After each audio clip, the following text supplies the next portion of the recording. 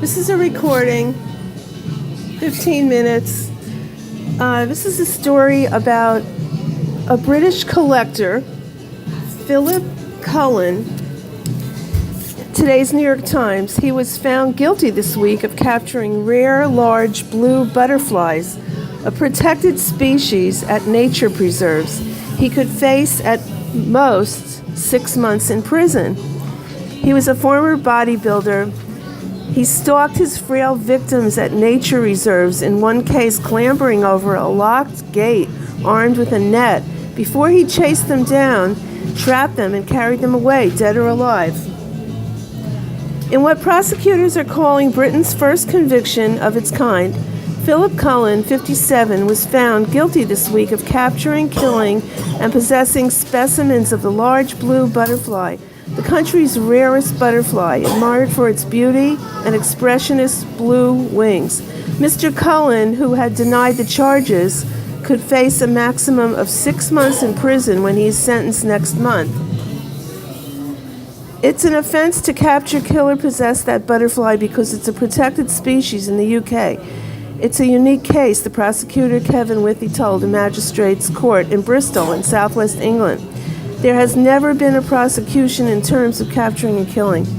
The large blue, first documented in Britain in the 1790s, was declared extinct here in 1979, but can now be found in 33 sites in southwest England thanks to David Simcox, an ecologist who drove his van to Sweden in 1983, collected some eggs, and reintroduced them into southwest England.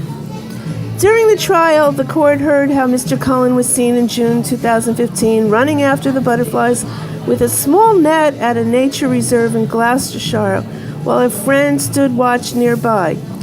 He was also observed acting suspiciously at another large blue butterfly hotspot in Somerset.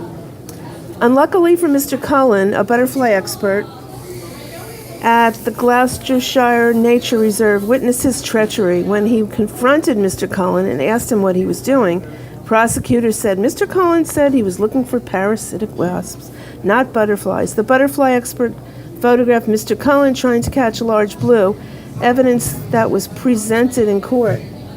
After suspicions were raised, the police last year raided his home near Bristol, where they discovered hundreds of dead butterflies encased in glass. Significantly, 2 dead large blue butterflies were labeled with the letters CH and DB, which prosecutors said stood for Coloured Hill in Somerset and Daneway Banks in Gloucestershire, where the butterfly abductions or killings had taken place. It was not clear exactly where the butterflies were killed. Mr. Cullen said CH was short for Cobalt U and that DB stood for dark blue. He acknowledged that he had traded in butterflies in the past, but that he bought them illegally and sold them at auction. Asked by his defense lawyer if he had at any time chased a blue butterfly, he replied, "Not at any time." "Did you capture one?" his lawyer asked. "No, I did not."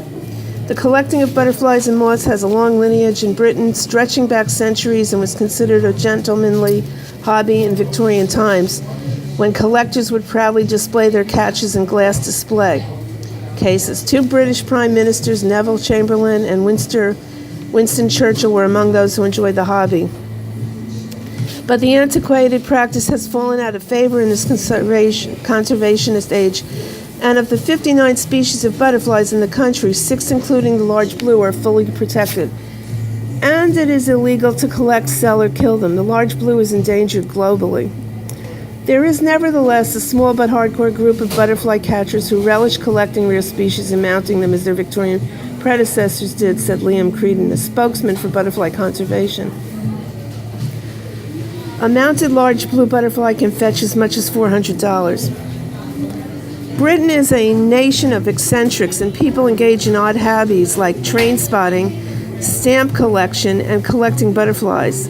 Even if butterfly collectors are a small group, they can have a large impact on a rare species like the large blue butterfly. The large blue has an extraordinary life cycle, which Mr. Creedon likened to a plot from the movie Aliens. Describing the process, he said that first the butterflies lay their eggs in the flowers of wild thyme. After hatching, the caterpillars drop to the ground and use honey glands to lure unsuspecting foraging red ants. He said the ants then take the tiny caterpillars into their blood chamber, where the caterpillars feed on ant larvae. When they turn into butterflies, they manage to scurry to daylight and fly away.